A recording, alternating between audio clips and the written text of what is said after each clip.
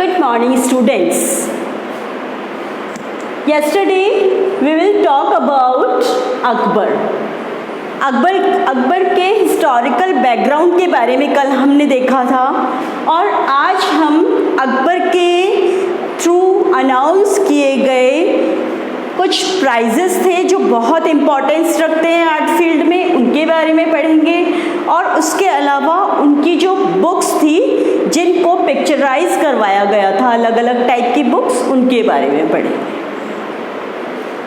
अकबर ने 2 prices announce किए थे, एक तो नादिर ए मुल्क और दूसरा हुमायूं शाही।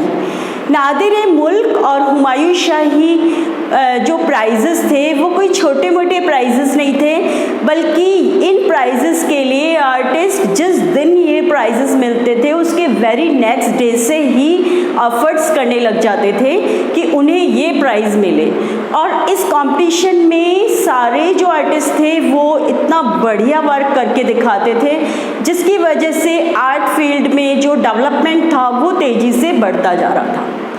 ये प्राइजेस जो थे नादिर उल मुल्क और हुमायूं शाही। नादिर उल मुल्क का मतलब है wonder of nation. Wonder of nation यानी पूरे नेशन में से ये एक चुना जाता था। इसकी एक आर्ट गैलरी होती थी जिसमें जिस टाइम पे टूरिज्म सबसे ज़्यादा इंडिया में होता था, टूरिस्ट सबसे ज़्यादा इंडिया में आते थे, उस समय पे ये एक आर्ट गैलरी लगाई जाती थी जिसमें सेलेक्टेड पेंटिंग्स जो थी उनको शो किया जाता था। और बहुत मेहनत के बाद जो आर्टिस्ट वर्क देते थे उनमें से ये जो प्राइज़ है वो फर्स्ट प्राइज़ के रूप में दिया जाता था, जिसमें कि आर्टिस्ट को फाइनेंशियली भी बहुत हेल्प मिलती थी, साथ ही साथ में उनका बहुत ज़्यादा एनकरेजमेंट भी होता था क्योंकि उनका नाम होता था। दूसरा है हुमायूं शाही। हुमायूं शाही का मतलब होता है पूरे स्टेट के लिए जो गुड लक होता है उसको हुमायूं शाही बोलते हैं। स्टेट के लिए गुड लक मीन्स पूरे स्टेट में से ऐसी पेंटिंग जो कि फॉरेन कंट्री से आए हुए टूरिस्ट परचेज करके ले जाएं और फॉरेन की करेंसी जो है वो हमारे स्टेट में बहुत ज़्यादा क्वांटिटी में आ जाए।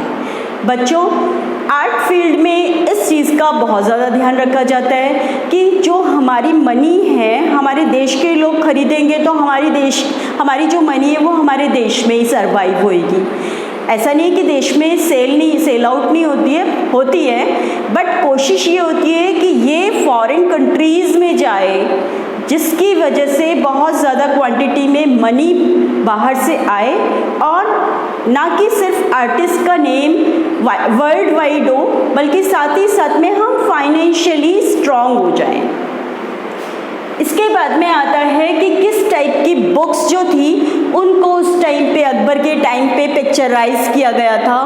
मैंने आप लोगों को बताया था कि अकबर ने यूनिटी के ऊपर बहुत ज़्यादा वर्क किया था कि उन्होंने रिलीजियस वॉर ना हो, लोग एक दूसरे से इन्फीरियरिटी कॉम्प्लेक्स नहीं फील करें कि हमारे रिलीजन के किंग हैं तो हमको ज़्यादा सपोर्ट मिल रहा है। इसके चलते उन्होंने हिंदू मुस्लिम यूनिटी पे बहुत ज़्यादा वर्क किया था और सबको फ्रीडम दिया था। नॉन इंडियन स्टोरीज़ में हंसनामा बहुत इम्पॉर्टेंट है। हंसनामा पर स्टोरीज़ को पिक्चराइज करवाया गया था उस समय पे। इंडियन स्टोरीज़ जो थी उनमें रामायण, महाभारत, नल दमयंती, इनको पिक्चराइज करवाया गया था। और हिस्टोरिकल स्टोरीज़ जो थी शाहनामा, रज़्मनामा, उनको इम्पोर्टेंस दी गई थी, उनको जो पहले से लिखी जा चुकी थी लेकिन उस समय पे पिक्चराइज करवाया गया था। और तीसरी पर्सन पेंटिंग्स जो है वो बहुत ज़्यादा फेमस हुई थी क्योंकि वो पूरे मुग़ल आर्ट की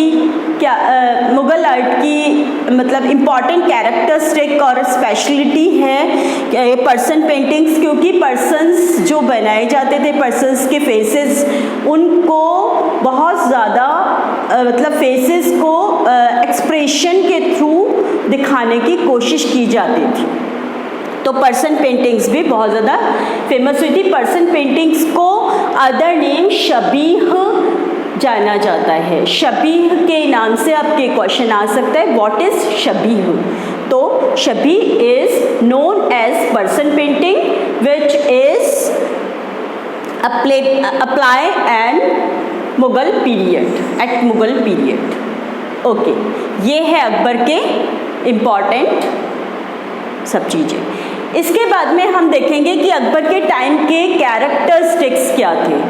बच्चों, कैरेक्टरिस्टिक्स के पूरे सीरियल से आप लोग पॉइंट बाय पॉइंट जो है कैरेक्टरिस्टिक्स नोटेड कर लेना। वैसे मैं आप लोगों को नोट्स सेंड करने वाली हूँ जिसमें बिल्कुल अलग से लिखा हुआ है। तो अकबर जो था उसका सबसे पहला कैरेक्टरिस्टिक ये है कि उन्होंने जो रिलीजियस यूनिटी पे वर्क किया था उससे रिलेटेड सब तरह के जो मतलब वैरायटीज़ जो है ना, बहुत सारी वैरायटीज़ मिली थी आर्ट फील्ड में।